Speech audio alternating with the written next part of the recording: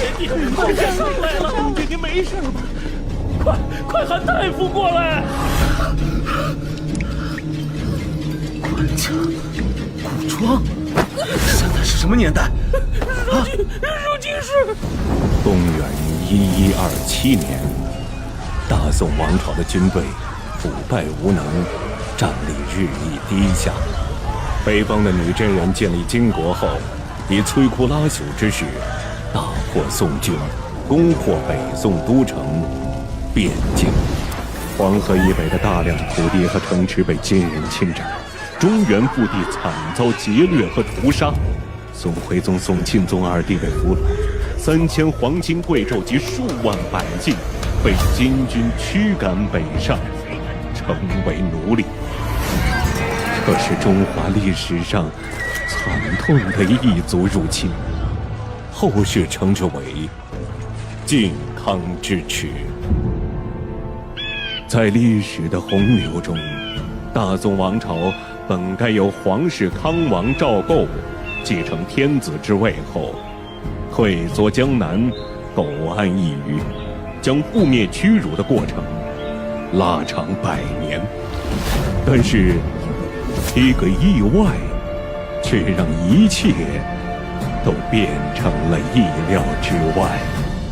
大夫说，官家坠入井中的伤势已然无碍，行在停留明道宫多日了。太后也遣人向扬州询问了数字，定都佐证等事宜都需要早行定夺，否则难于和金人议和。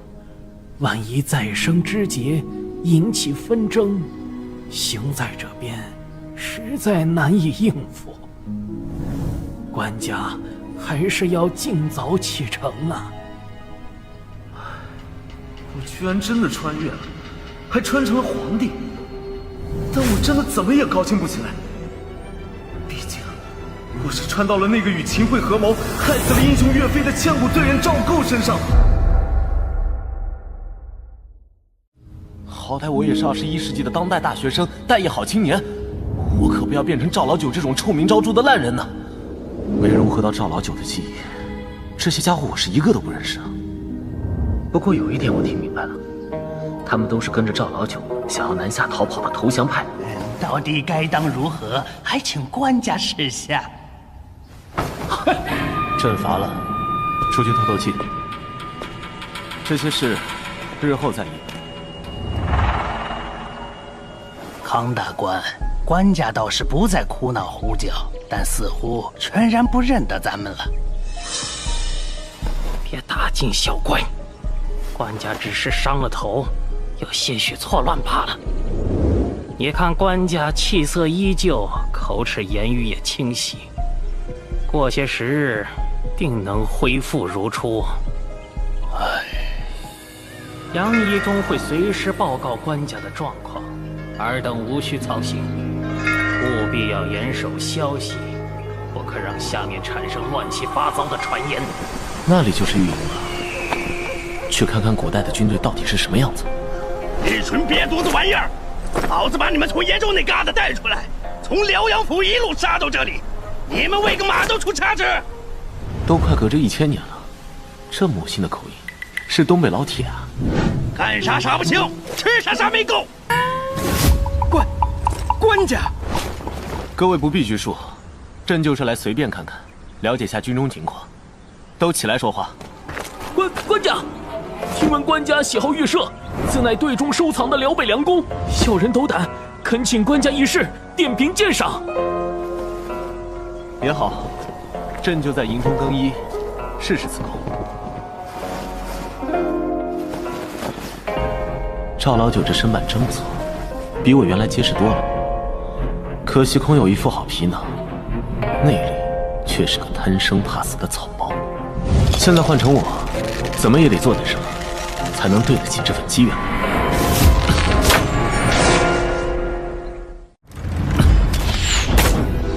官家好剑法，真是名不虚传。射得好！肉姐姐条件反射，居然让我本能地掌握了射弓技能。虽然不懂，但也能够体会到这弓确实上乘。齿感趁手，身上的青皮甲也是做工精良，重量适度，防御力完全不弱。这将领的甲胄更是威猛沉重，一看就不是凡品。这士卒气色红润，队伍中也不乏身高体壮之人，着甲率更是能够达到7、8成。这军马膘肥体壮，相当健康，说明饲料充足，带养良好。官家为何叹气？难道是这弓有不妥？不，我只是突然想到，咱们大宋将领卓群，士卒精壮，为何就落到了今日的地步？真倒不是责备各位，真要追究，也该声讨这做皇位的。金兀术的大军想必很快就会追来，有机会的话，我倒是想亲眼见见，这金军是否真的有3头6臂，不可战胜。金军当真要来了？可不是已经议和了吗？也对，他们不知道历史的发展。金人贪婪无度，欺软怕硬，怎么可能放过大好的劫掠机会？官家，不是微臣说话丧气，但微臣确实和金人交战过。想当初我们还是常胜军，1万多的骑兵，甚是雄壮。本以为能与金人抗衡一样，但真打起来，几乎是一触即溃，屡战屡败。在我等败军眼中，竟然犹如恶鬼一般，悍不畏死，嗜血残暴，所过之地，无不尸横遍野，寸草难留。不要！士兵又来了！不要杀我！老子不想死！不好！保护官家！杨将军，糟了，拉不住了！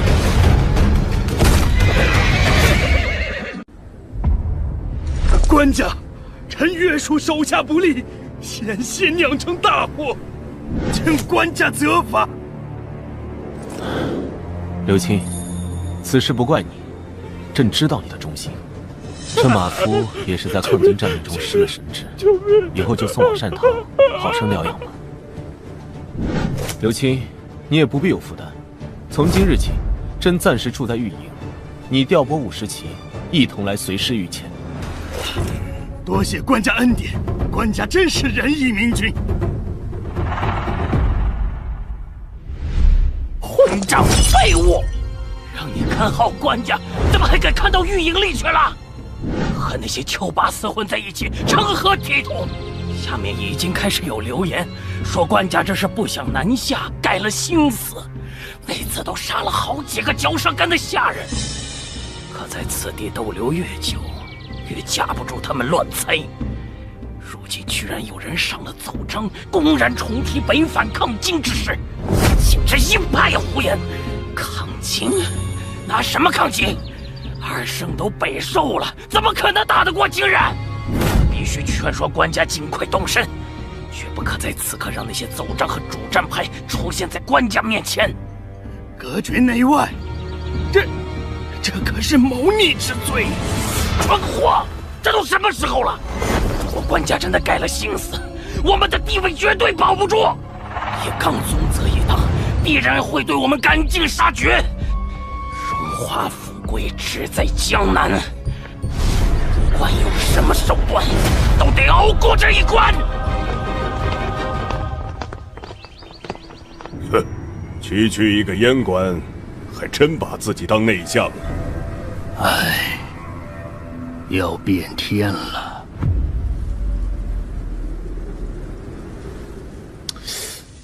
这毛笔用着可真费劲。据说这赵家父子治国不怎么样，说话却都是一流，可得小心别穿帮。目前的情况是，以康律为首的5人控制了整个投降派小朝廷。我的反常状态应该引起了他们的猜疑，所以刻意把我和群臣隔离开来。我若是要主动出击，不单得笼络好痴心队，还要尽快接触文武百官，看看有哪些可用之人。岳飞和韩世忠现在应该还没混出头吧？主战派还有谁来着？可恶！如此下去，别说抗金了，我怕不是得做一个被架空的糊涂天子了。朕的心腹都在哪儿啊？官家，臣在。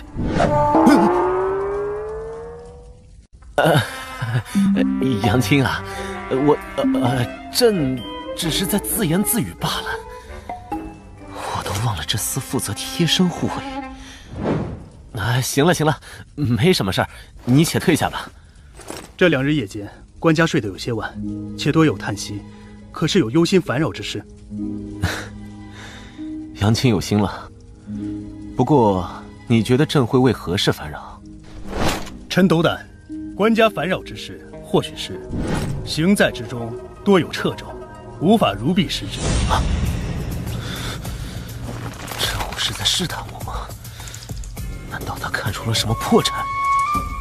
官家宽待刘晏，亲近赤心队，想必是想掌握一部分御营兵力，而他们又是辽东人，和行在各方的牵扯甚少，调拨起来不会受到阻碍。可恶，全被他说中了！要拔刀杀了他！我现在都是皇帝了，杀个人应该不成问题吧？不过这货连战马都能扛住，我连鸡都没杀过，偏被他反杀了。那杨青何？官家，若官家有心北反抗金，自可行天子权柄，无需防备朝中群僚。官家不必疑虑，陛下乃当今唯一正统，行在中无人可动摇大位。大宋制度，万事决于君前，无人能做权臣。学士可通记忆文字，翰林可入禁中随侍，御史可退宰职，御营诸将皆由陛下定去留。陛下一句话，就可将臣卸甲。好家伙，他是在教我怎么掌控大宋的官僚体系啊！随便什么翰林学士就能够压制康吕，而御史可以牵制宰职，王渊、杨一中这类武人，皇帝可以随意申辩。这不就代表这小子不仅直接跳反，还让我完全拿住了敌人的命门？如此说来，杨青也支持抗金吗？你们可从来都是坚持劝朕南下扬州避战的，如今又突然说起这朝中官制。陛下坠锦受伤，思虑有碍，臣才妄加提醒，绝无他意。臣出身河东杨氏，家中6代为将。靖康事变，臣家中满门皆为国捐躯，独留臣一人，未能死节。乃是希冀有朝一日亲报国仇家恨，抗击复国之志，从不敢忘。但臣在晋中毫无根基，只能人云亦云，不得妄言。康大官向来备受陛下重用，臣也只好。好了，居然是传说中的杨家将后人，好感度瞬间拉满啊！杨青满门忠烈，可敬可叹。晋州御前，日后还需杨青费心操劳。日前还多亏你舍身相护，伤得不重吧？臣皮糙肉厚，还有甲胄在身，不碍事。话说回来，现在若要再议抗金，阻力必然极大。杨青可知，朝中还有何人志同道合？臣道行在时日较短，不敢借援妄论朝政。只是如今官家若想破局，只需在百官中找出1人即可。什么？召回？你们没听错，朕要召回李纲、李相公，重定留在中原的抗金大计。使不得呀！2个月前才罢免了李纲的相位，现在再召他回来，成何体统啊！更何况，放肆，竟敢对官家言语不敬！自靖康之后，这大宋朝还真有什么体统吗？但凡有半分，何至于落到今日这个地步？是，官家神武，定能扭转乾坤，痛击金狗。臣的意思是，即使不召回李纲，官家也必能收复河山。不错，李纲他还是陛下控制朝堂，简直是无父无君呐！这蠢货总算有点用了。罢了，那就先不召回李纲了吧。只是康大官之前也说到了人心所向，如今行在匆匆南下，恐怕会失了中原的市民之心啊。有了，不如就先召开朝议，让朕也好好看看这满朝文武的人心。这驯鸽的拆屋理论果然好用。我先说召回李纲，你们大力反对；再说要召开朝议，你们就不好反对了。让你们也见识见识来自21世纪的民间智慧。官家要召开朝议，自然无妨。只是而今行在之中，东西两府和6部的属员都不齐备，不如就先从近日上奏书的廷臣中召见2位来咨询一二。这些奏书都是被他们筛选过的，肯定也都是投降派。等等，这是……朕看这2封奏书立论严谨，思虑忠纯，貌似可以一见。官家圣明，资政殿学士吕好问本来准备往知宣州，只是道路不尽，这才没来得及走。殿中侍御史张俊素来耿直，这2人都是公认的道德人物。既然康大官也推荐了，那就见一见这2人吧。去请。启禀官家，如今情形，强行起兵实难与金人抗衡。一是朝廷财用不足，江南巴蜀的财物因战乱难以续接，所以需要先派重臣前往疏通。二是前朝我军屡战屡败，兵将都畏敌如虎，此时强行开战，只怕会雪上加霜。有意思，分析得很准确。虽然没有主战，但也不是单纯的跑路求和，是个制约宰制的好人选。朕明白了，吕学士果然好见识。如此，即日起就留在朕身边，以备咨询吧。啊！学士和御史，走，难道？接下来，张御史，说说你的高见。臣今日面圣，并非申论主张，而是臣要弹劾宰相黄潜善、蜀将汪伯彦、内侍省甲班康履，他们蓄意隔绝内外，意图不轨。臣唤请召回光文殿大学士李纲，重定抗金方针。来了，电炮他终于来了。杨义忠说的果然没错。御史，不错，御史位阶虽低，却可以监察百官。根据传闻奏事，职责所在，为求晋升，御史往往剑走偏锋，不与当权宰职妥协。官家只需多召御史进谏，早晚会有聪明人替官家破局。没想到第一个遇到的就是聪明人。官家，张俊先是上书弹劾李纲，现在又出尔反尔，明显是要哗众取宠。他这是犯了欺君之罪呀！我若不弹劾李纲，奏章何时能到御前？明明是你们这些奸贼蒙蔽圣听，截留主战奏章，隔绝外臣进谏，贪生怕死，罔顾家国大义，罪当问斩！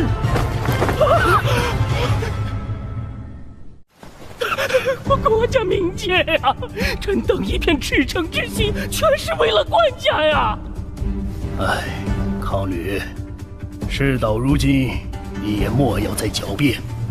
奏章之事，一查便知。我等确实铸下大错。王伯彦，你在胡说什么？哎，老夫实在悔不当初，不该为了权势盲从于你。天下岌岌可危，你我却一心争权，贪图安逸。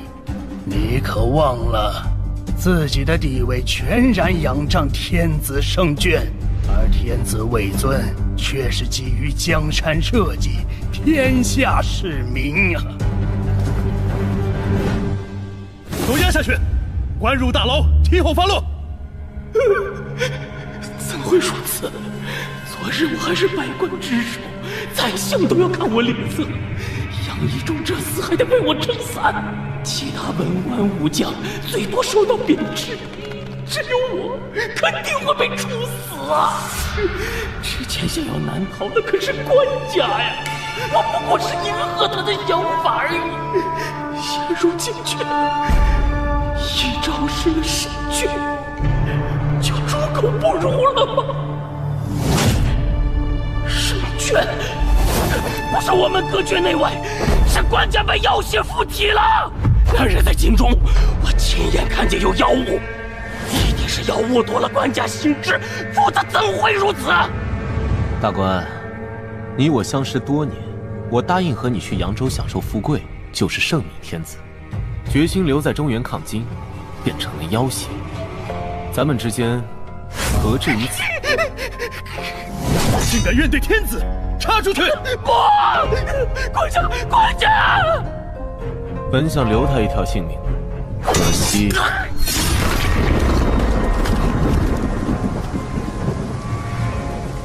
康吕伏诛，黄潜善遭流放，汪伯彦罢官，雷霆手段下，朝中再无争议。越狱后，李纲重返行在，主掌朝政。李纲手腕强硬，力排众议，坚持行在迁往南阳，要以此地为陪都，观察形势，再联络西部援军。我听说前军的路线临时做了调整，这可和计划的不一样啊！你想做什么？入主？小鱼小虾杀的再多也是无趣，我要南下青龙。区一个丁进，居然能阻隔行在多日，这些武人真是懈怠。刚离开亳州，就遇到叛军丁进占据颍水，不得不在扎营停步，也难怪李湘这么生气。我意已决，首先行在不可不兵，在京东两路剿匪的御营使司刘光世不可妄动，可调左军统制韩世忠来此平叛，再调后军统制张俊前往寿春接应。诸位以为如何？此乃老臣之见。官家以为如何？官家以为如何？啊，就依李相所言。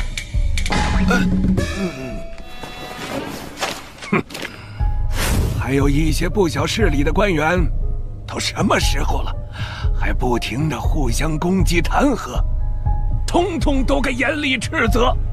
就依李相所言。被贬至广南的张所能堪大用，应该召集留守山东，统御刘光世。就依李相所言。叛军阻碍钱粮，行在用度需要一切从简。就依李相所言。随是官家工人繁荣，应当。就依李相所言。还有，就依李相所言。嘿嘿，退朝吧。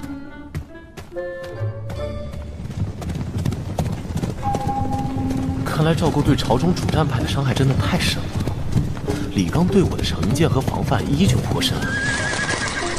远在东京留守的宗泽也是如此，一再上表要我重回东京。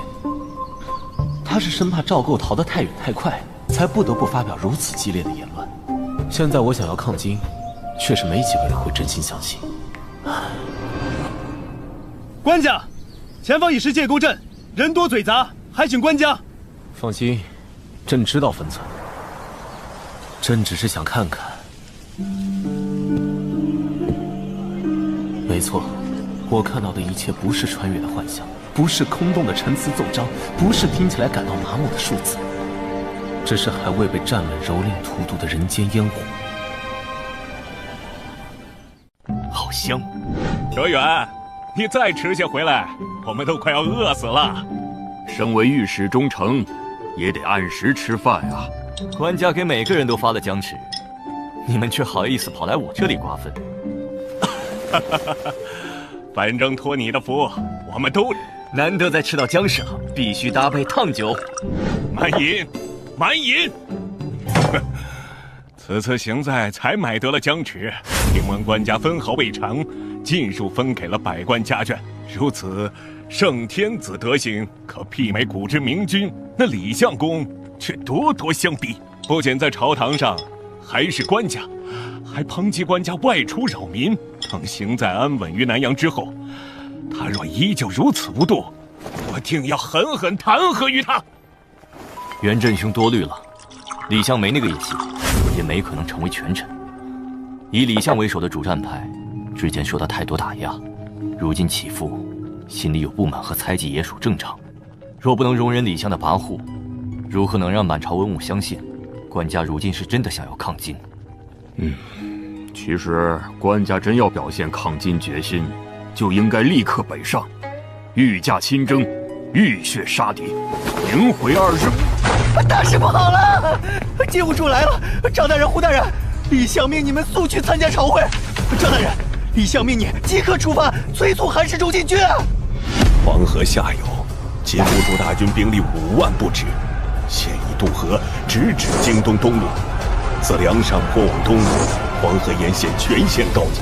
可恨，怎么如此快？为何被人阻拦？谁敢拦？谁又能拦得住？金军势大，我们绝技不是对手。还是快派使臣前去议和，多少拖些时日。还议个屁！早该快些南下才对。闭嘴！适才主张南逃议和的，再有此投降言论者，一律罢免。还有胡说什么北上迎战、御驾亲征的，统统罚俸半年。金军距离行在还远得很，都慌乱什么？此事我已有决断。金兀术此番孤军渡河，必不会过于深入。我料他应当是想在京东东路劫掠一番，只要着令刘光世、张所死守坚城，避免野战，等金人抢去那些金银财货，总会退去。诸位可有异议？我有异议。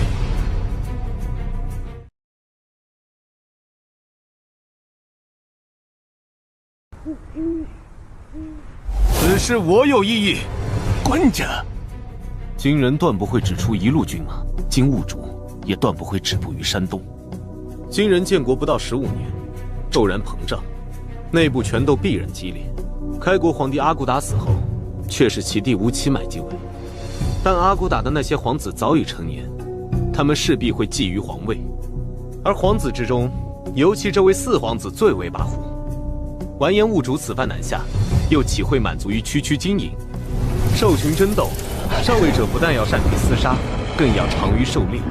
猎物的优劣多寡，更能佐证兽王的地位。诸位也是从东京一路过来，为何还会抱有侥幸的幻想？说直白些，朕这颗脑袋才是金兀术最想要的猎物吧？官家，我等纵然万死，也断不会让靖康事变再现。金国国主吴七买和都元帅詹罕绝不会傻傻等着金兀术抢到头骨，但他们自是身份，也不会和金兀术来争抢朕的头颅，因此他们必然会聚重兵从西路南下，直取洛阳、陕州乃至关中。届时中原尽皆沦陷，社稷倾覆，大宋再难光复。官家，那不如转去扬州，一怀而守，并以东京、山东两路夹其后。东京、山东两路能出兵，何至于被讨？若守不住，又该如何？那就只能走江南，守长江。金人破得了黄河，就一定跨不过长江吗？猛兽最善从背后扑杀猎物，背向他们，唯有死路一条。面对野兽，自比猎物，定然百死难生。但若自以为猎人，大胆直面，即使难以杀之胜之，却也更有希望震慑对方。哪怕打痛一次，也能令其却步，甚至逃窜，不敢轻易再犯。官家，臣一向主战，也希望可以一战，但此刻真的无兵可战呐。哎，李相，并非朕可以针对你，你与郑武国师确属意料。但若论起行兵之事，你我皆是外行，所以要说能不能打，还得问问真正领军的那位。说起这位，他可是天生的强壮，今年39岁，就已经攒下了种种神仙战绩。18岁从军，26岁单骑杀入西夏敌营，斩杀西夏驸马；33岁那年，以底层皮将之位制秦方腊；38岁，靖康之乱中以50骑对金军2000骑，斩首对方军官，逼退金军。这种传奇人物就是国家的栋梁，忠心的名将，所有宋传的倚仗啊！他的名字就是韩世忠。官家，大事不好，那天杀的韩世忠造反了！朝廷休要胡说！那韩世忠虽然顽劣，但向来忠君爱国，如何会反？官家，陛下，此事千真万确。臣等奉命前去迎接韩世忠，结果东面白池镇便撞上其兵马，不想竟与其中的统领发生口角，对方未有多言，便路认屠戮。这些被枭首示众，臣等奋力跳河逃亡，欲求被他们射杀数人。距离行在不过20里，他们放言必要赶尽杀绝。官家，速速走吧！这没道理啊！韩世忠的忠诚度没满100也应该有99啊！官家，人都靠不住，臣愿前去斥退叛军。官家，臣请领班职剿叛军。官家，都闭嘴！杨仪忠，末将在，带领诸班职封锁大殿，不可让消息外泄。都带官家从后殿离开，务必确保班职护送官家渡河。等等，前军部署作乱，并非韩世忠本人呐，何须惊慌逃窜？官家，乱兵一旦开了杀戒，便断无退路。韩世忠前军至少2000部众，行在只有数百班职，一旦冲击行在，犯下不忍言之事，韩世忠死罪难逃。这样下去，韩世忠不想反也得反。我们走。李相，朕一走了之，可行在诸人。官家，乱世之中，这种事在所难免。不，要结束这乱世，要抵御金国，失了诸位公公，只靠朕这么个不成器的官家，如何能办到？官家的心思，老臣已然明了。今日之祸，全是臣粗俗所致，官家千万莫要自责愧疚，失了志气。社稷的复兴，全系官家一人。大宋可以没有老臣，可以没有行在诸臣，唯独不能没有官家。我想的实在太简单了，以为穿越了就一定自带光环，可以解决一切。李纲恃才那番话，分明是诀别遗言，我却毫无办法。像那传说中的岳飞，现在也只有20出头，还不知在哪里蹉跎。唯有这韩世忠，如今39岁，身经百战，武艺绝伦，正是一名将领的黄金年纪。韩世忠相当于刘备麾下的张飞，可笑张飞的前军作乱，刘备就得扔下所有人，顶着寒风淌过冰碴子过河。等等，张飞、刘备，我现在要逃，不就是因为担心韩世忠会被迫造反吗？可是那是李纲他们在不了解历史的前提下做出的判断呢。所有人都会怀疑，所有人都该怀疑，唯有我是最当完全信任韩世忠的人。诸位，事到如今，老夫只有一言，能为国家死节，莫失了最后的体面。赵鼎，你可知韩世忠本部驻扎何处？在万寿县后的金沟镇。距此多远？ 40里。杨一中，带他上马。是，给我匹马，我也去。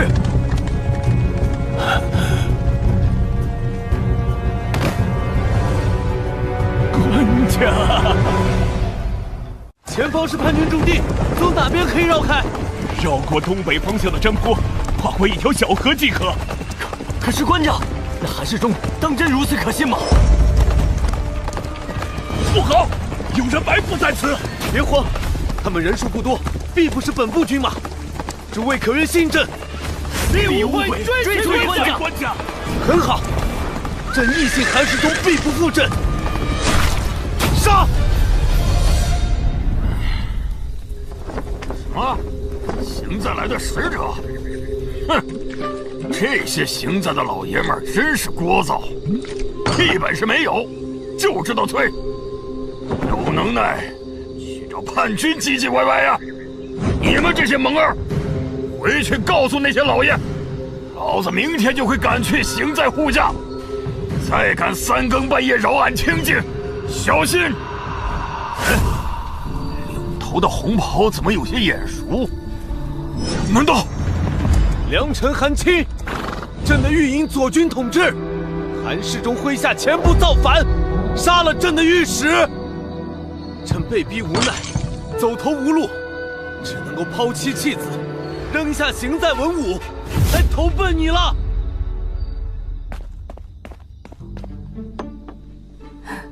官家，一时仓促，只得这些面食。无妨，有劳韩夫人了。好吃，来，诸位，动筷子呀！这汤饼又长又宽，味道极佳。这厨子怕不是韩青从绥德老家专门带出来的。官家居然毫不紧张，这气度，这胸襟。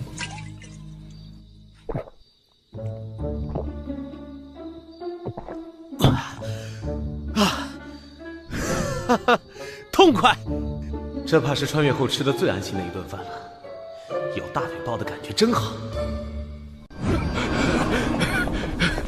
官家，邢在得到韩世忠已去平叛的消息，振奋不已。但百官依然担心官家，老臣只好带人前来接应。来这么多人，都足够开个小型朝议了。李相呢？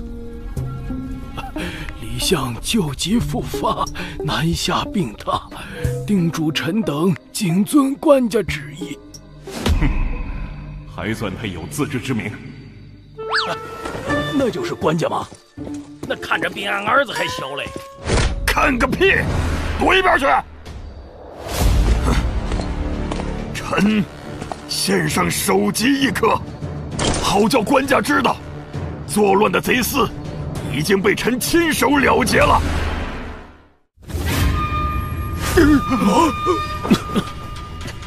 这么快，怎么平呢？该死，我才刚吃完呢。臣领军前去，距离叛军10里的时候，他们依然没有防备，臣便带百骑突击，轻易擒获，当场斩杀。那他们为何作乱？据说是因为邢在要求所有平乱所获都要先行上缴，再行分配。这些贼厮乃是降军，不懂规矩。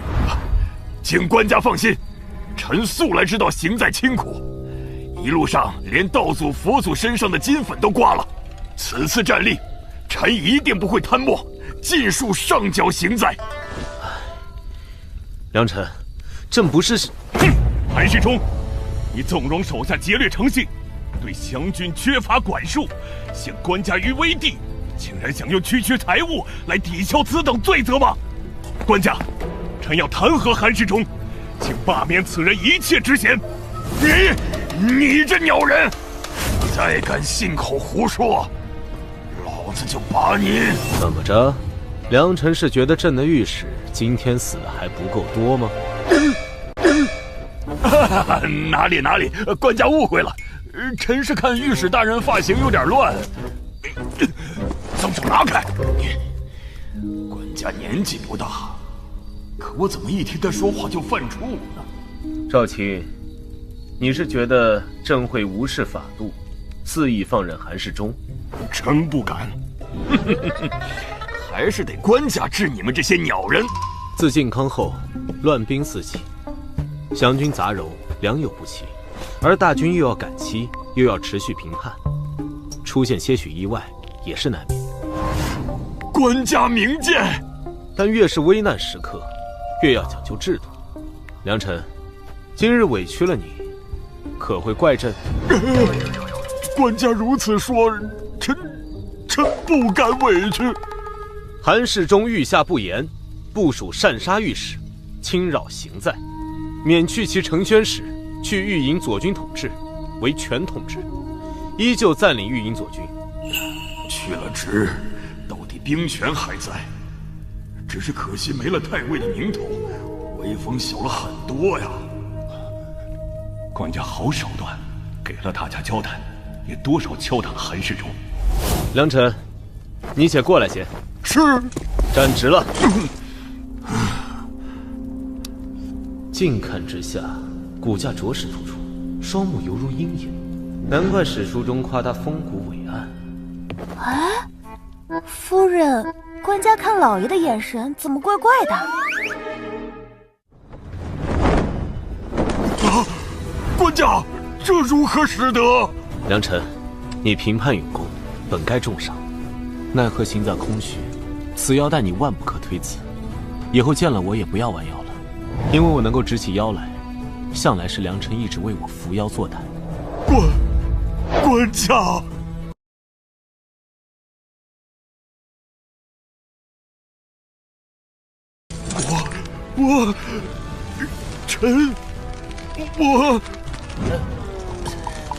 我的手要断了。至于区承宣使，何必多想？你我君臣相逢，无非事成事败。若将来事成，难道朕还不如唐朝天子对郭子仪，舍出个郡王与良臣做做又如何？郡王，郡王。官家冒险突破叛军阻碍，看似鲁莽冲动，实则直破关窍。对执掌大军的将领，表面维护，实则敲打削权。一条玉腰带，一次握手，一个郡王的口头询问。别说韩世忠，怕是听闻此事的5人，都会誓死效忠。如此胆识，如此心计，如此手腕，得此认主，是上天在庇佑我大宋社稷啊！良臣，为何要摘下来？官家赐予的宝贝，可不敢带着上阵。臣这就连夜去平了丁进，为官家拔除后患。良臣，大可不必。区丁进之流，刘正彦他们再无能，早晚也能够平定。朕如此倚重良臣，岂会杀鸡用牛刀？正好，吕相等人也都在此。朕想问良臣一句：逃了这么久，朕委实不想再做丧家之犬，我们能否与金人正面一战？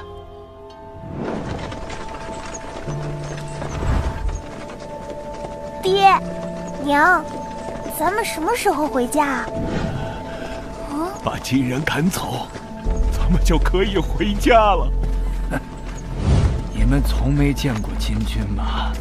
我们可是从东京逃过来的，金人就是恶鬼，根本打不过，连皇帝老儿都在难逃了。趁还有命，赶紧逃吧！也许有天，连逃的地方都没有了。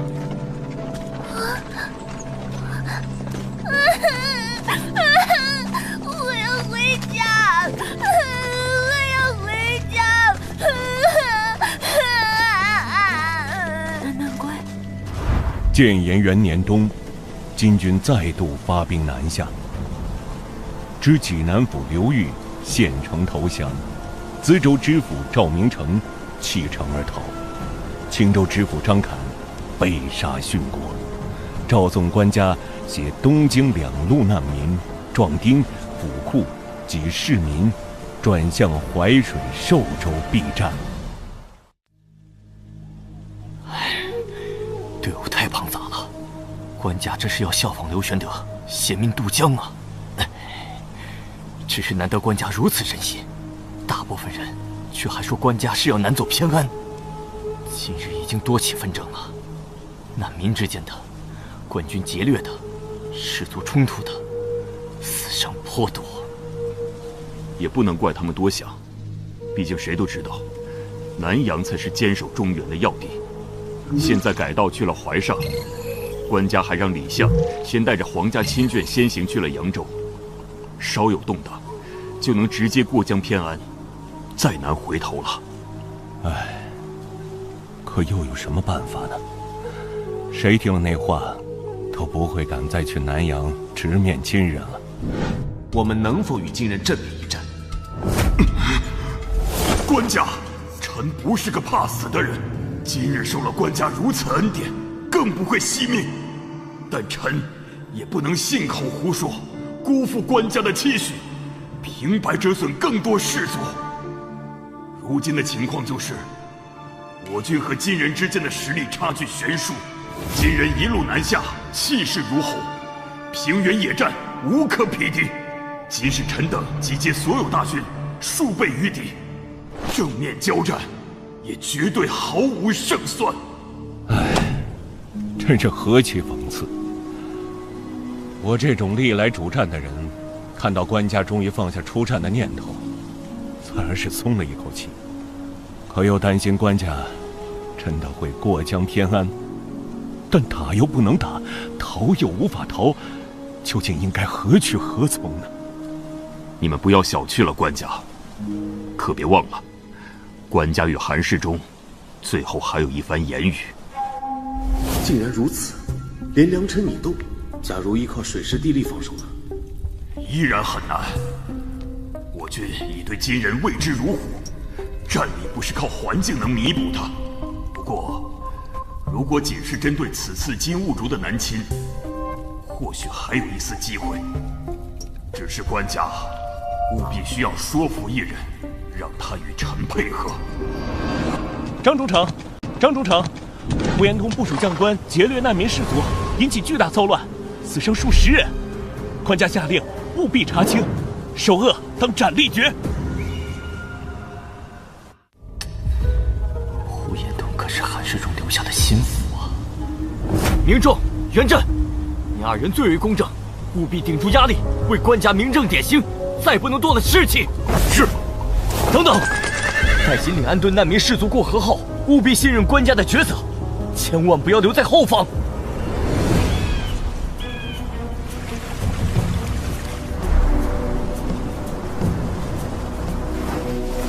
不过，如果仅是针对此次金兀术的南侵，或许还有一丝机会。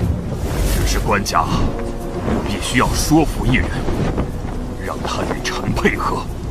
哦，什么人？此人占据地利，且军中资历深厚，虽不擅长野战，但长于守备。如今正驻扎在寿州下蔡，但他为人过于谨小慎微，若非官家亲自出面，绝难让他出兵。此人正是御营司前军统制张俊。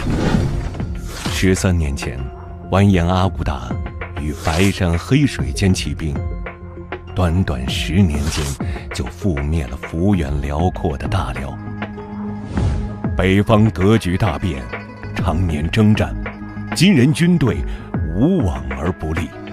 他们的野心岂止于此，于是2度发起南侵。靖康之后，京畿被劫掠烧毁，河北、河东沦陷。但金人愿意议和，并非是已经满足，只不过是人口太少，难以支撑过激的侵略。如今消化的差不多，他们到底还是卷土重来了。完颜兀术越过黄河，济南、资州、青州接连沦陷，他扑来行在也是早晚的事。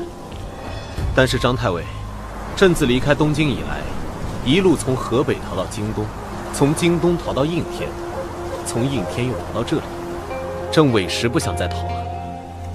在这淮水之上，我军能否守住一战？官家，臣。张太尉，你回答朕之前，须想清楚，你我二人相识于河北，皆是没落。那时候没有你，朕就是金军饵料。拥立之功，朕与你自然不会身份，所以朕都无需赠你腰带，就诚心向你发问。但在此国家大义的事上，你也要晓得，如今你若离了朕，便会重新沦为道边野犬。官家，臣不敢推诿，也不敢妄言。3万，只要敌军不超过3万，臣敢保证，死战不退。但若超过此数，臣实在……来，伯英，无需这么拘谨。朕很高兴你能如此坦诚。3万，这个数字果然与韩世忠所言相合。朕与韩世忠推演过，此次金国东路有10万左右。听闻济南又有民众与起义军起事，完颜塔赖需要统领5万军力镇压，同时进发大名府。完颜兀竹必然孤军前来。如今他距离此处还有6个军州，不求镇守这6州的刘光世死战，只要他坚守城池，就能层层拖延金军。等金兀竹通过防区，长途奔袭之下，还需处处分兵守御。届时来到淮水的兵力必然不超3万。借助地利，我军成犄角之势，必能成功防御。官家果然智计，但如果对方兵力超数，也请果断渡河撤退。放心，伯英，那是自然。兀竹，你在说什么糊涂话？此番南下，大国主的旨意说得清楚，乃是要取京东东路，请外围移往河北。如今战事顺利，你当立刻折返河北，攻取大名府才对。哼，大名府的留守杜冲已经跑了，有什么必要去打？俺自然是要去抓了南边的宋国皇帝，真正取了中原这花花世界。国战大事，岂可因你个人野心临时生变？你不能因私废公。哼，俺个人野心，叔父，你跟着汉人混久了，装模作样当真有一套啊！别以为俺不知道，此番出战，国主已经许了章邯河北和河东之地，更许了你鲁地，要封你一个鲁国国主。你和章邯难道不是假借国家之名为个人谋利吗？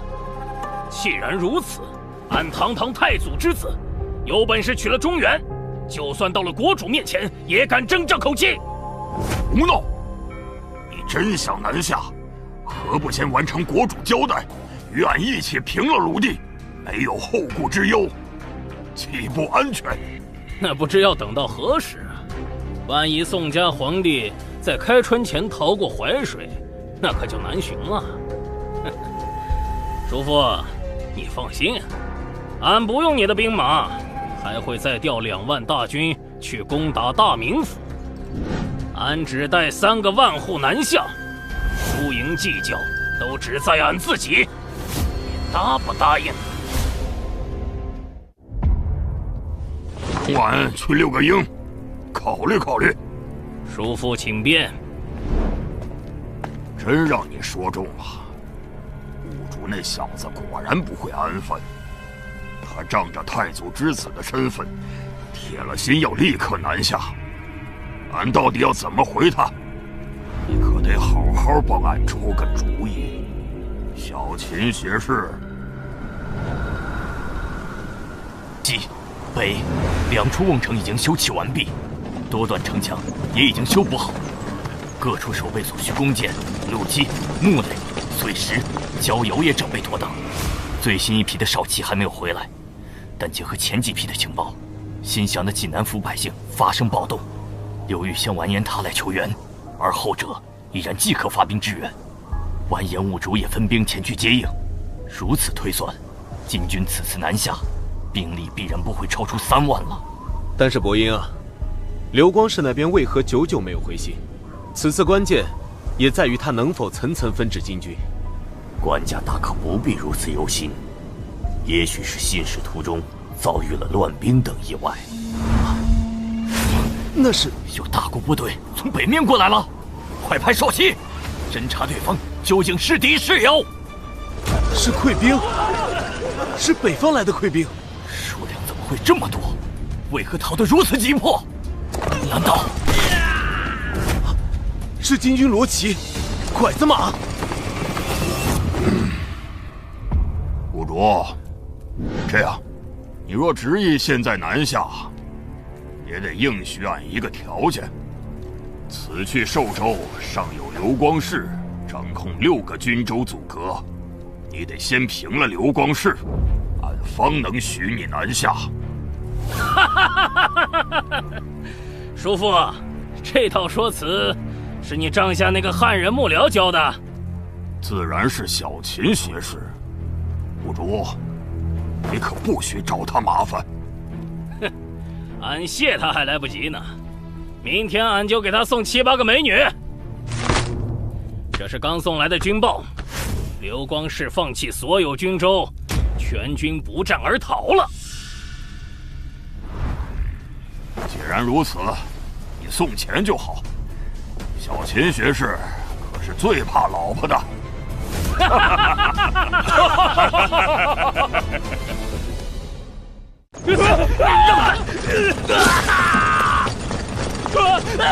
救命！救命！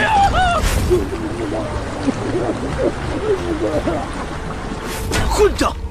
溃兵足有数千，金人不过数十骑，居然就被如此驱赶屠戮，宁可跳河被冰水冻死，也不敢回身拼命啊！居然畏惧金人到了如此地步！官家，臣这就亲自领兵，驱赶金人，收拢溃兵，查清状况。来人，备马！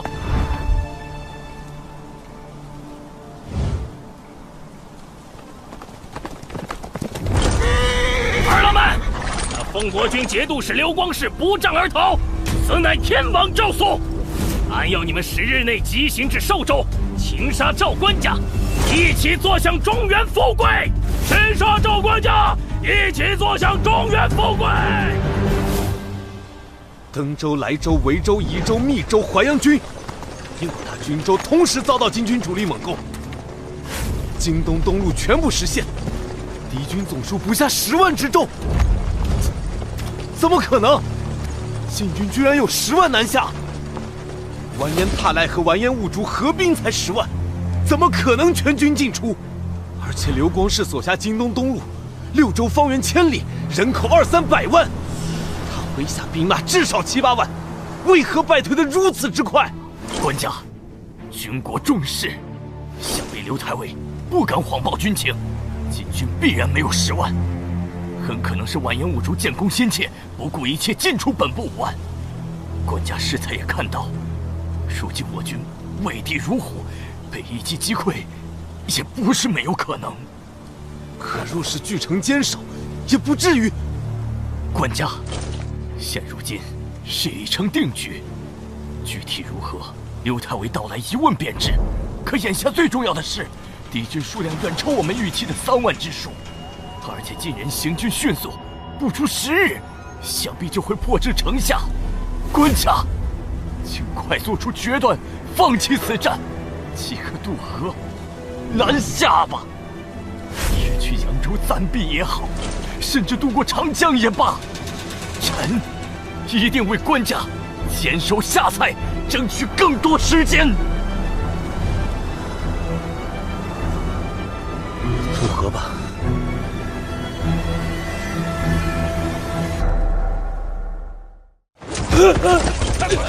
去也别打了，让官军先行。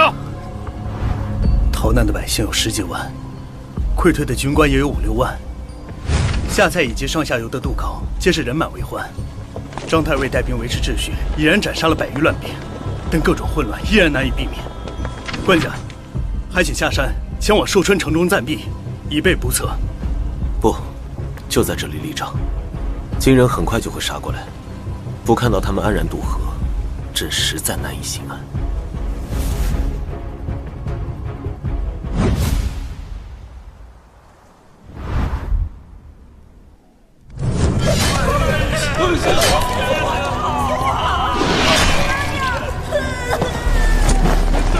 别抢我东西啊！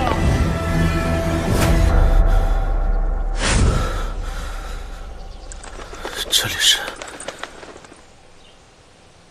原来那些都是梦啊！小伙子，脸色怎么这么差？生病了？道长，我没事，刚才看书睡着了，做了个噩梦而已。这么有深度的书，很难得的年轻人啊！我哪看得懂？打发时间而已。还挺谦虚。可以可以，能不能请你帮老头子一个忙啊？小伙子哪里人？多大了？啊，本地的，21了。正年轻啊，真好。要不要老头子带你去天净宫算算前程？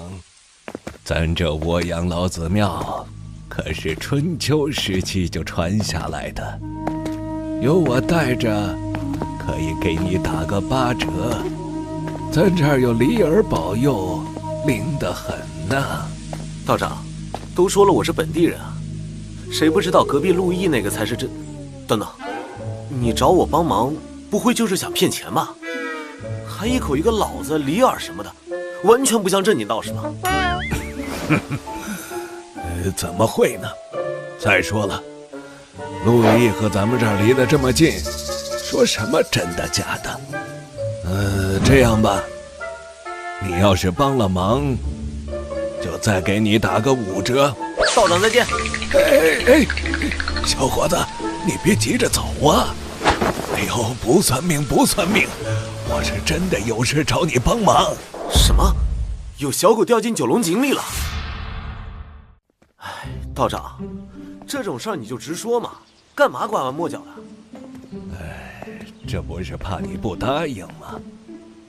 不过这狗咱本是不想管的，奈何他家里人常请咱吃饭，真不好意思眼睁睁看着人家的狗在井里遭殃。这早听说为了凑酒，新挖了8口附近，但这也太敷衍了吧，连个像样的井口都没修啊，完全是个水泥坑，好不好？这就是那个小狗吗？看样子只是伤到了腿。放心吧，道长，我这就下去。好深，一人不入庙，二人不看井。我是犯了什么忌讳吗？总觉得下去就会死人。救又不救，走又不走，你是在糊弄天下人吗？区区一条狗，怎么跟天下人扯上关系了？答应的事就得讲诚信。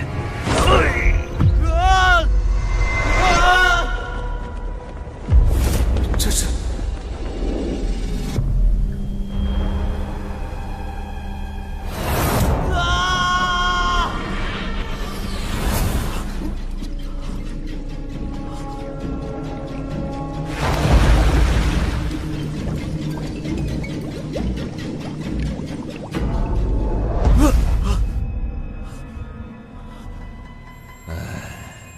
救又不救，走又不走，你是在糊弄天下人吗？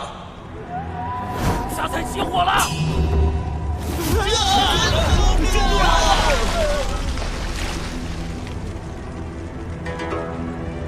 怎么会这样？下在渡口，为何会烧起来？回官家，是奉国军节度使刘太尉，他麾下3000西军本部，2000王德部，还有京东收降的3000副庆部，抢了渡船过河后，放火烧了渡口。什么？我不是让他只送难民过河吗？他怎能擅作主张？来人！官家，还请官家务必忍耐。此时行在只有3000余人马，而刘太尉的8000精锐已然登陆八公山渡口。若官家此刻追责，万一……官家，奉国军节度使刘光世求见。这是要逼着我表态啊！让他来，宰相、学士、御史，还有营中将领，让他们全都来。官家，臣封国军节度使刘光世，拜见官家。相别数月，今日终于重见天颜。臣之前在淮北被金人追击，又受张郡王员排挤，几乎以为此生他这太再难与官家相见了呀！不会说谎，难道其中还有什么隐情？但他违反我的命令，带子二将跟随他渡河，的确是事实。刘钦，金军暂且不提。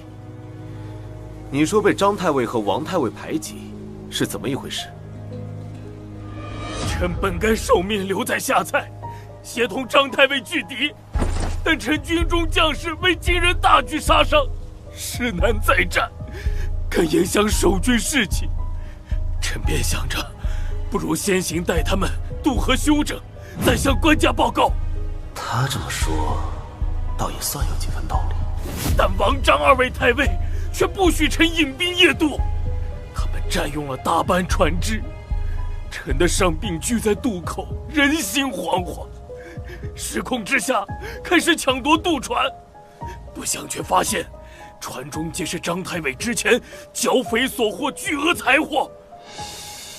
原来他们是要输送财物给行在和后方显贵，以确保自己在朝中的地位。而且他们早在行在中安排了内应，要在官家身边抹黑臣。此人正是张郡旧部杨一中。官家，臣军中将士为国拼杀，却被贪逼之辈漠视，诈奸浮财，有人气愤难平，有人见财起意，再难约束，导致失控纵火。还请官家息怒，只责罚臣一人治军不严之罪，莫要追责臣军中将士。王太尉，此事你作何解释？官家，臣，王太尉，事到如今，不要再为张俊遮掩了，老实交代，官家才会对你从轻发落。王太尉，究竟如何才是国家忠臣之道？你该明白，快招认吧！官家，臣无能，臣有罪。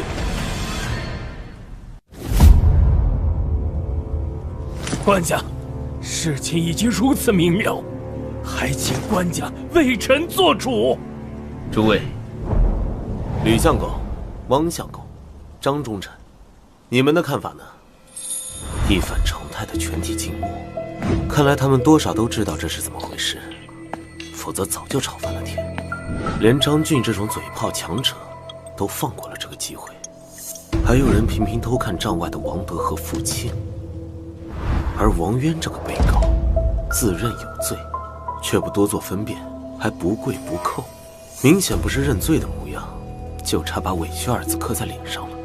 看来他们都觉得事情的真相不重要，重要的是眼下刘光世主力尽数渡河。刘光世虽然没有拥兵自重之意，但却有拥兵自重的实力。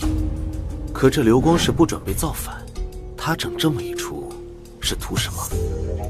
只是打了败仗而已，宋军打的败仗还少吗？等等，主力部队能够对抗张俊守军，还能够顺利渡河，说明编制未乱，战力犹在。这根本不是溃兵该有的状态。难道他不是战败？他根本就是不战而败。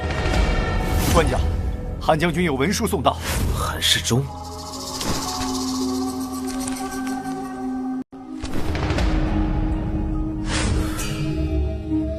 吕相公、汪相公、张忠臣，诸位卿家的意思，朕明白了。辛苦诸位。官家，这王太尉的意思，朕也想明白了。你和韩世忠都曾是刘光世父亲的旧部，刘氏父子向来厚待军士，如今你为了昔日恩义，情愿替刘光世担罪。官家，臣绝无串通军中大将，臣只是……刘太尉好大的威风！你竟不许朕把话说完吗？臣不敢。但诸位不辩不语，无非是觉得刘太尉棋高一招，木已成舟，而张太尉以及下蔡军民困在淮北必死之地，不如干脆放弃，否则逼反了手握金兵的刘太尉，再来一次陈桥故事。官家明鉴啊！臣为师冤枉，臣岂敢！你若再敢打断朕说话，朕就当你是想要这张烂椅子了。想说话，就先拎刀把朕赶下去。臣不敢，臣不敢。哼，你当然不敢。但凡你还有半分胆气，也断做不出这种荒唐事。韩世忠已经查清了北方战事的真相，你执掌6个军州，方圆1000里，人口100万，兵马7、8万，却连金军的面都没见到，就闻风而逃。可你不敢战役就罢了，却敢谎报军情。3万敌军，你夸大到10万。为了掩盖自己的无耻罪行，你更是不惜构陷同袍。你自作聪明，拥兵胁迫行在，当真以为朕会姑息你吗？王德、傅庆，你2人上前来，回答朕：太尉与天子孰大？自然是天子。很好，那么麻烦2位亲家，帮我拿住刘太尉2只手。官家，臣知罪了。臣只是因为官家也不想打，所以才揣度错了圣意，但臣忠心一片啊！官家饶了臣吧！官家万万不可呀！哪有堂堂天子亲手杀将的道理？官家收了他的兵权，或者天涯流放也可。臣官家以国家制度为重啊！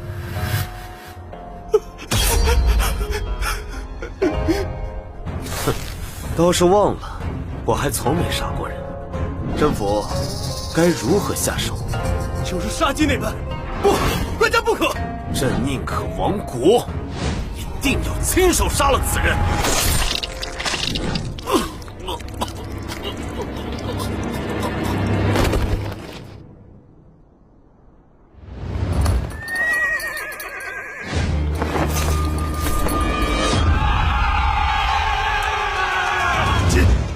果然来了！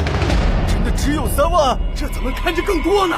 那刘光世当真是谎报军情吗？官家着手做得过了，这坏了大宋制度啊！临战之时杀了自家大将，算怎么一回事啊？是啊，万一当时王德和傅庆没有被官家拿捏住，他2人好歹算是中枢的，但刘光世本家那3000兵马呢？一旦哗变，该当如何呀？都是小事，你们别忘了，如今各地平叛将领多是西军出身，都受过刘家的恩惠呀。什么声音？是山下大营传来的，难道真的哗变了？官家到！都别慌，只是士卒喧哗鼓噪，又不是造反。朕已派杨清去探明状况。禀告官家，山下大营并无大碍，王德和傅庆安抚了大部分将领士卒。刘光世的亲信虽然颇有不忿，但目前看来并无作乱之意，只是还有些不服管制、鼓噪不停的下级军官和士卒。表面上是为刘光世鸣不平，但其实是想在作乱前讨要赏赐。这朕倒是略有耳闻。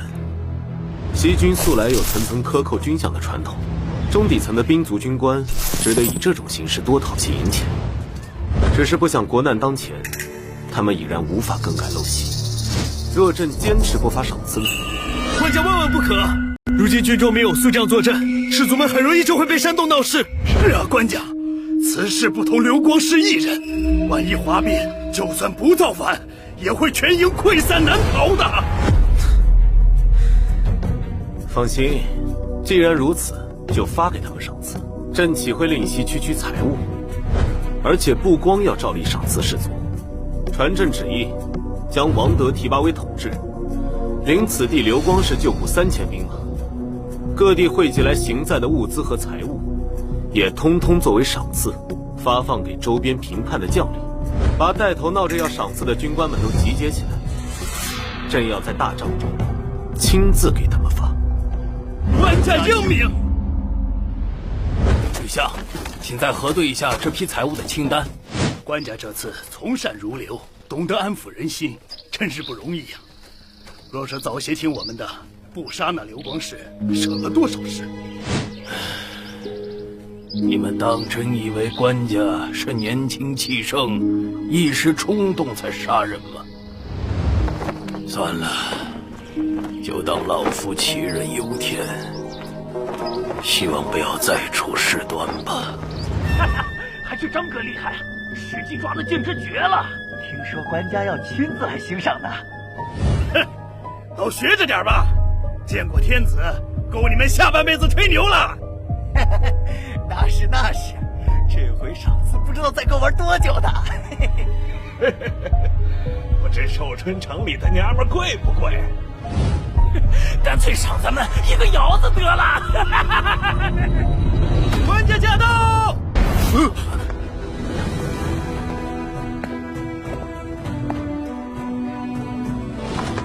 如今军中规矩，见了天子竟然不用行礼吗？快官家！不愧是官家亲赏，这么多财货！诸位，赏赐就摆在这里，朕绝对不会亏待各位。但是朕的钱，你们不能白拿。国家危难之际，敌军兵临城下，你们却趁机鼓噪要挟，不给朕一个明白的说法。这钱，你们拿着不觉得烫手吗？官家，臣张永贞从军10多年了，请容臣替大伙给官家讲讲。咱们真不敢要挟官家，只是这都是军中传统，不这么干，只靠军饷，大家伙根本不够活的。而且咱们老家先被金人回了，发饷的刘太尉又被官家宰了，身后无退路，眼前没出路，不得已，只有求些眼前的福财，方能安心。此事乃是臣带头，请官家莫要追责他人。拿了钱之后呢？是要战，还是要逃？得了官家赏赐，自然是要为官家卖命。要战要逃，臣都追随官家。很好，可还要替刘光世抱不平。臣不敢妄议官家决断，但刘太尉只是有些胆小，绝无什么坏心。也是多亏刘太尉，臣等才能活下来。只要能活下来，就什么都无所谓了。官家，臣等区区马前卒，无力左右大事，但身负家乡父老之仇，也绝不是贪生怕死之辈。只是不想死的窝囊，就算是死，臣也希望是在一场胜仗中死。那朕就等着看你们接下来的表现。但刘光世一事，休要再出头。既如此，开始分发。官家，臣斗胆，另有话要说。何老三，张哥，你可别擅自替所有兄弟定了前程，我等自有别的主意。无妨，今日大家畅所欲言，说吧。何老三这是看官家年轻，脾气又不错，想趁机多讹一些呀。原来如此啊，这小子胆子真肥呀！官家仁厚，但臣等人从延安府到河北，再到此地，虽无太多功劳，但也挣得足够苦劳了。有不少兄弟和臣一样，着实不想再打仗了。希望官家看在臣等辛苦多年的份上，多发一些赏赐，最好还能安排个浑家，容臣等南下安家生活。赏赐皆是国库所出，你们想要退出军队，不再为国而战，何来赏赐可言？臣也是为官家着想，曾为军武之人，若没有家眷财物定居，难免被逼上山落草。届时为祸后方，也是影响前线战事啊。你说的在理，不过行在之中早已没有女眷，浑家的事儿正安排。愿意一战的留在这边领取赏赐，想要走的站在那边，一会儿朕从司库里拿一些财货赏赐你们。谢官家。这回还多亏张哥你了，兄弟们要去南面快活了。你拿这么多赏赐，要小心有命拿，没命花呀！嘿，老子拿命换来的钱，花得心安理得，倒是你们一群没种的货，丢人！哼！官家，何必非要动用私库？把你的甲胄换给朕。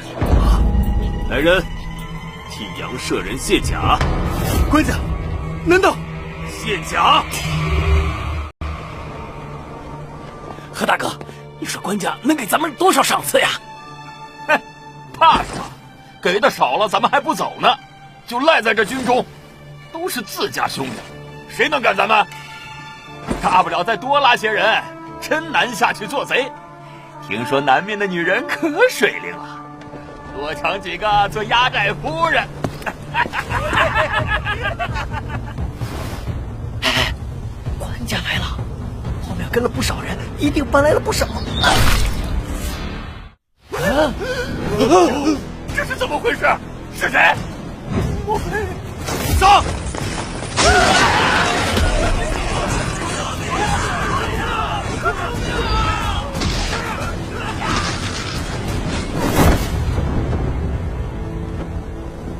朕既然杀了刘光世，就不怕再多杀几个。从今往后，你们这些废物兵，朕亲自领了。这些首级，就是朕军中第一条规矩：为君而不敢战者，与刘光世同罪。从今往后，朕要亲自掌握军中赏罚，全军赏罚一并决于眼前。这次的事，朕不再追究。你们自去军法处领10个军棍，点齐各自手下兵卒，全部去山腰集合。是，朕誓死追随官家。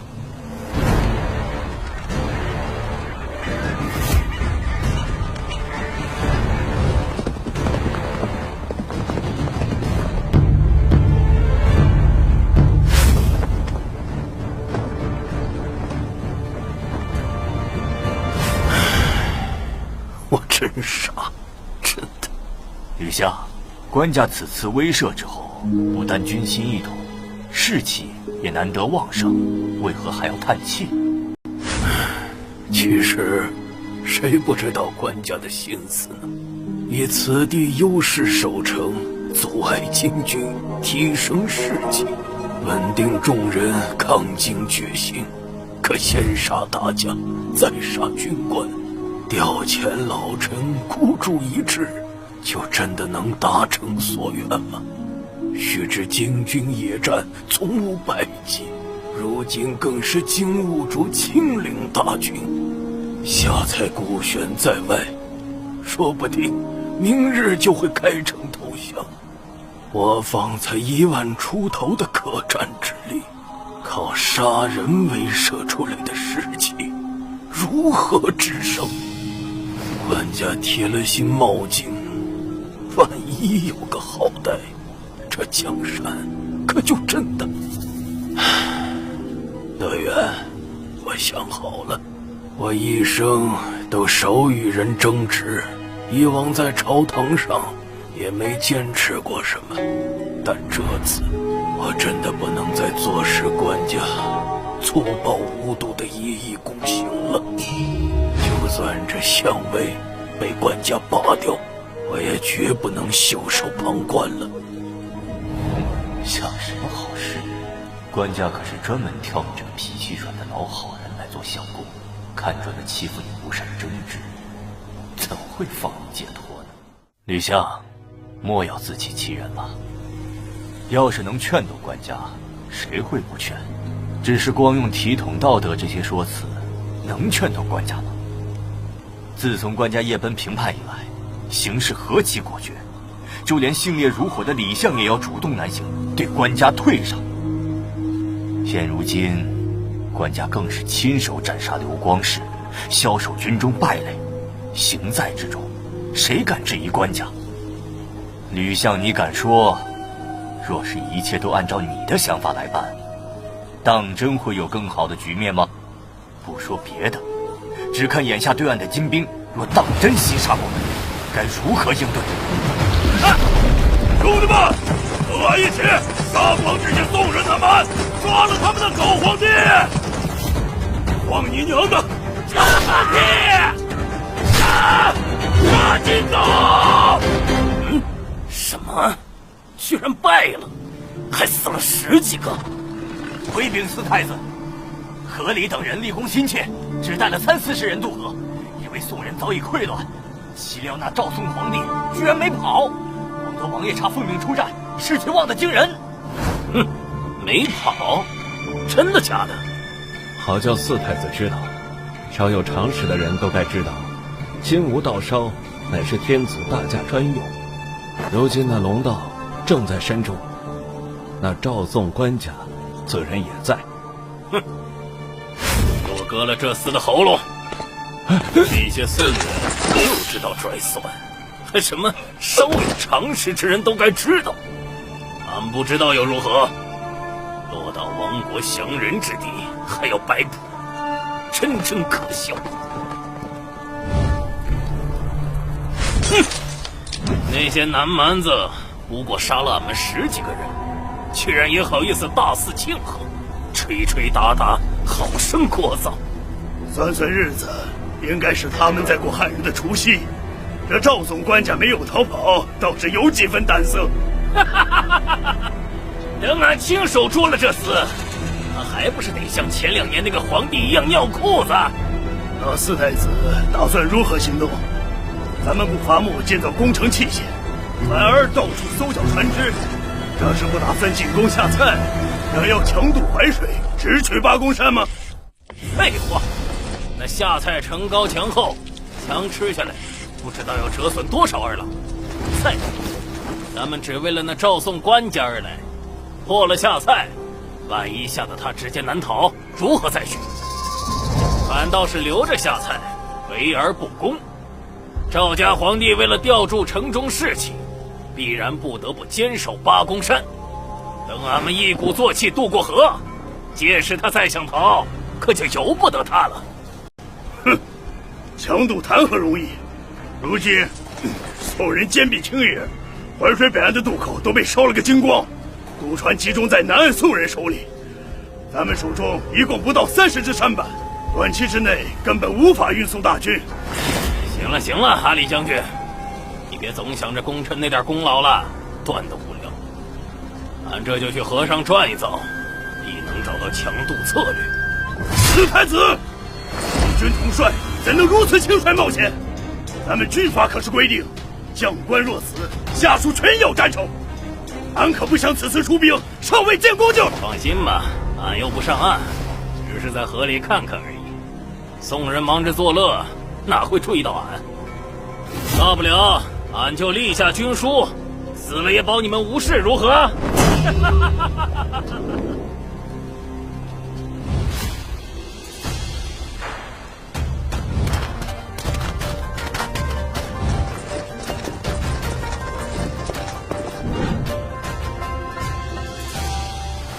官家，这鸭子好吃得紧，官家为何不动筷呢？胡心好胃口，朕本不想在这节日扫兴，但是咱们这里张灯结彩，欢度佳节，下蔡城中却是黯然一片，物资无法运输过去，城中居民短期内更是无法安全过来。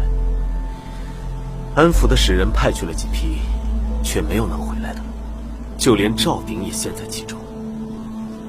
可想而知，下蔡居民是如何愤怒绝望。张伯英心中怕是对朕也多有怨恨。如此下去，朕担心与他之间的信任快要被磨光了。官家，臣原是张太尉下属，不如臣此刻渡河去安慰一二，想必如此甚好。杨舍人是官家敬事，亲自前去，张太尉必然能明白官家良苦用心。也罢，那就如此。杨青，你在码头煨后，朕准备一些东西，你一并捎去。是。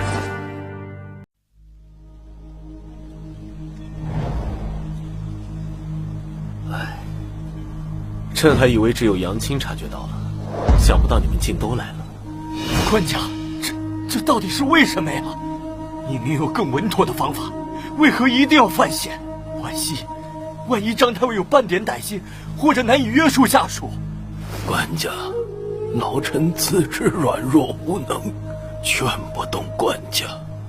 但官家亲手杀了刘光世，枭首逃兵，如今又非要死守淮水，执着已是孤城的下菜。老臣不理解，更不能为官家分忧，实在是万分难然。官家呀，真的要如此为难老臣吗？二位卿家的情谊，朕全然明白。可是非要朕给出一个信服的说辞，朕也为难。只是朕也想反问二位卿家，为何汉光武帝当日只带13人也要拼死突围？勾践为何能够隐忍18年一朝灭吴？刘玄德为何宁可妻离子散也要携民渡江？楚霸王为何不肯过江东？便是完颜阿骨打，又为何要起兵反辽？安史之乱中，张巡为何要死守睢阳？出使金国的李若水又为何要喝马惊人，导致对方将自己寸折而死？明明他们也有更好更轻松的选择，朕不知道，但朕或许能够体会到他们的心情。有些事没有太多道理，却非做不可，否则我仇家恨意难平啊。